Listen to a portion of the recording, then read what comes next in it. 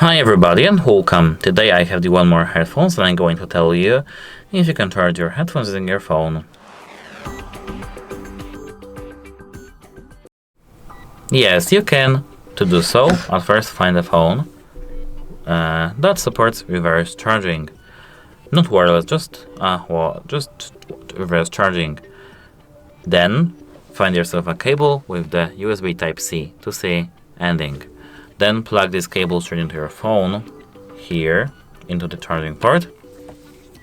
And then the second part you have to plug into your headphones, just here.